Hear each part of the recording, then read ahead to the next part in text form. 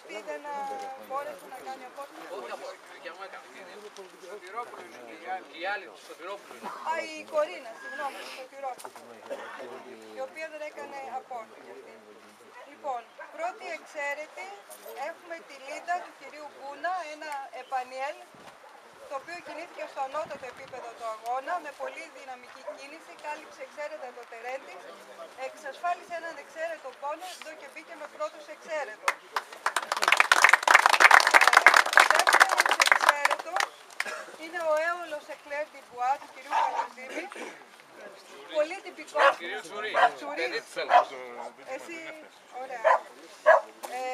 Κάλυψε ένα τυπικότατο επανιέλ με τυπική κίνηση επανιέλ. Κάλυψε πολύ καλά το τερέν του, στο ανώτατο επίπεδο του αγώνα αυτό. Πήρε ένα εξαίρετο πόντο στο μέρος της διαδρομής και έτσι κατατάσσεται δεύτερο εξαίρετο.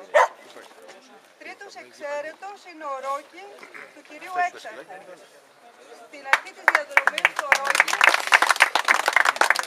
εξασφάλισε έναν εξαίρετο πόντο.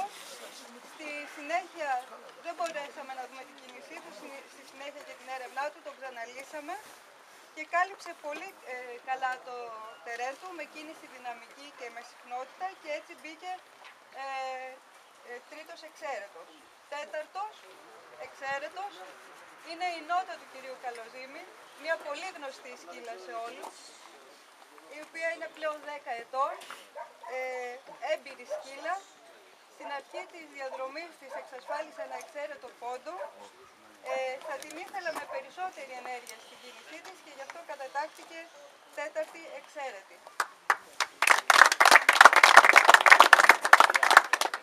Τα τρία επόμενα σκυλιά κατατάσσονται στο πολύ καλό.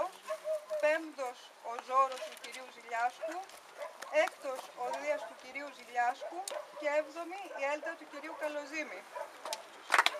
Αυτά τα σκυλιά ήταν το εξής κοινό. Ήταν σκυλιά με εξαίρετη συμπεριφορά πάνω στο θύραμα, πήραν πολύ καλούς πόντους,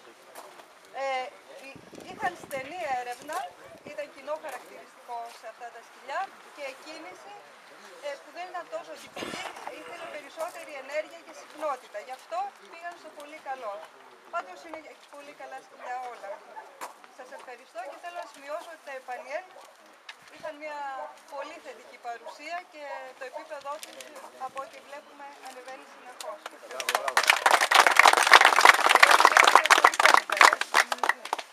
Λοιπόν, πρώτος είναι ο κύριος Γκούνας με τη Λίντα.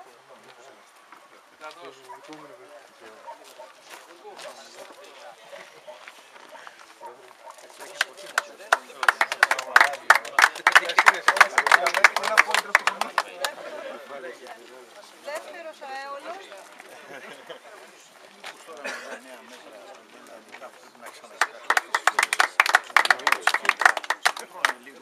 Και τρίτος ο Ρόκι. Κάνει κρύο.